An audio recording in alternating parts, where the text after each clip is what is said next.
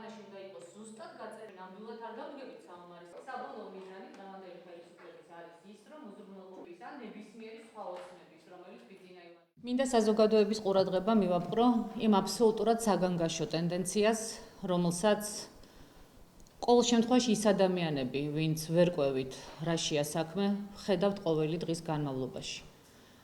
ეს არის ტენდენცია ქვეყნის გაუქმების, ეს არის ტენდენცია ქვეყნის დაშლის, ეს არის ტენდენცია ქვეყნის ერთი პირით საწარმოდ საბოლოოდ გარდაქმნის თაობაზე. ჩვენ ვიგებთ ყოველდღიურად ახალ ცვლილებებს, რომელიც უნდა შევიდეს საქართველოს კონსტიტუციაში. ჩვენ ვიცოდით, რომ ერთ-ერთი მთავარი ამოცანა კონსტიტუციის ახალი მოდელისა არის ის, რომ გაუქმდეს პრეზიდენტის ინსტიტუტი პრაქტიკულად და ქვეყანა საბოლოოდ უკვე საკანონმდებლო დონეზეც გადავიდეს არაფორმალური მმართველის ბიძინა ივანიშვილის ხელში. ჩვენ ვიცოდით, რომ ამისთვის კეთდებოდა ყველაფერი. იქნებოდა რაღაც გაურკვეველი სხვა შეიარაღებული ძალები, უქმდებოდა უშიშროების საბჭო, უქმდებოდა პრეზიდენტის არჩევის წესი. დღეს ჩვენ გავიგონეთ სრულიად ახალი და გაუგონარი ინიციატივა, რომელიც არა მარტო პრეზიდენტის ინსტიტუტს ანგრევს, არამედ რომელიც უკვე ართმევს უმნიშვნელოვანეს ფუნქციას ხალხის მიერ არჩეულ, ეს კითხვის ნიშნის ქვეშ არის საქართველოში, მაგრამ მაინც ფორმალურად მაინც ხალხის მიერ არჩეულ პარლამენტს.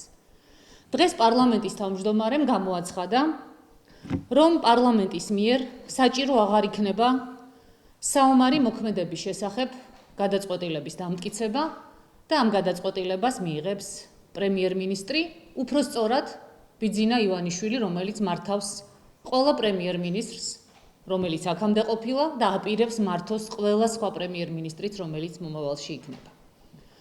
აღარაფერს ვამბობ იმაზე, რომ საქართველოს პარლამენტის თავმჯდომარემ, დღევანდელმა თავმჯდომარემ, რომელიც ამავდროულად არის კონსტიტუციონალისტი, ყოველ შემთხვევაში მე აქამდე ასე მეგონა, ისიც კი არ იცის, რომ საომარი მოქმედების გამოცხადებასთან დაკავშირებით, სასაცილოა სატირალი რო არ იყოს. საომარი მოქმედებების გამოცხადებასთან დაკავშირებით პარლამენტი იძლევა ერთჯერად თანხმობას. ის ამბობს, რომ საომარი მოქმედების დროს სამხედრო ძალების გამოყენება ყოველდღიურ რეჟიმში ხდება და შეუძლებელია პრემიერმა ყოველდღიურად წარუდგინოს პარლამენტს მოთხოვნა სამხედრო ძალების გამოყენების შესახებო.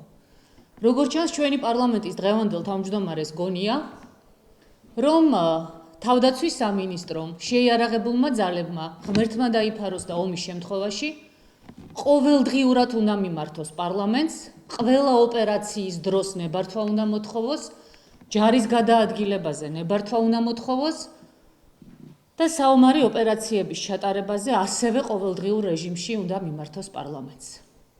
კიდევ ვიმეორებ, სასაცილოა სატირალი რომ არ იყოს, რომ ქვეყნის მეორე პირს, ან თუნდაც მესამეს, არ ესმის, რას ნიშნავს საომარი მოქმედების დროს პარლამენტის თანხმობის აუცილებლობა. მაგრამ ეს კიდევ ნახევარი უბედურება იქნებოდა, ჩვენ რომ არ ვიყოთ დარწმუნებული იმაში, რომ პარლამენტის საკონსტიტუციო უმრავლესობა მონური მორჩილებით ხარს დაუჭერს ასეთ ცვლილებას. ძვირფასო საზოგადოება, ქვეყანა არის არსებობის და ეგზისტენციალური საფრთხის წინაშე. ჩვენ შეიძლება აღმოვჩნდეთ იმ ვითარებაში, როდესაც ერთი კაცი და ამ შემთხვევაში ბიძინა ივანიშვილი გადაწყვეტს, გამოაცხადოს თუ არა საომარი მოქმედება, ჩართოს თუ არა ქვეყანა ომში.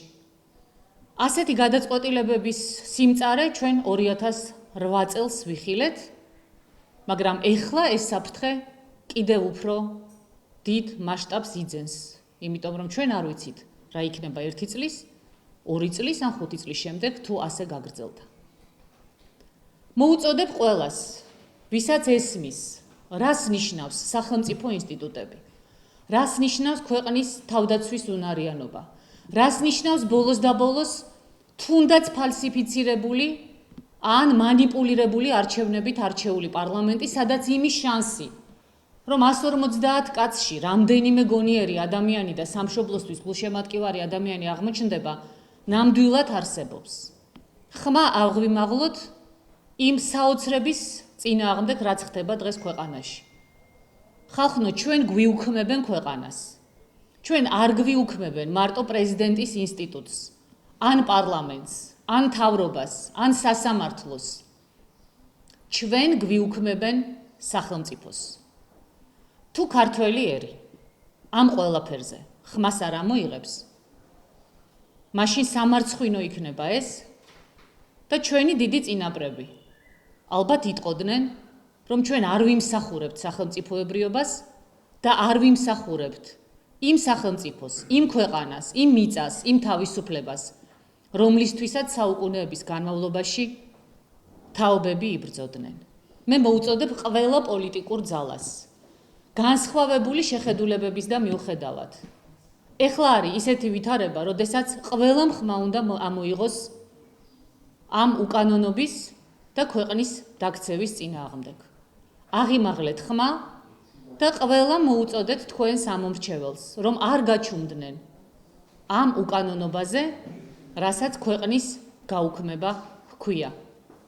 მე მიმაჩნია, რომ თავმოყარე საზოგადოებამ არავითარ შემთხვევაში არ უნდა დაუშვას, რომ მიღებული იქნას ქვეყნის კონსტიტუციის ის მოდელი, რომელზეც ეხლა გვესაუბრებიან, იმ ახალი ცვლილებებით, რაც ეხება საომარი მოქმედებების საკითხს, თუნდაც მე მოუწოდებ ყველას, რომ კარგად დავფიქრდეთ, რა ელის ამ ქვეყანას, თუ გაგრძელდა ყველაფერი ისე, როგორც დღეს არის.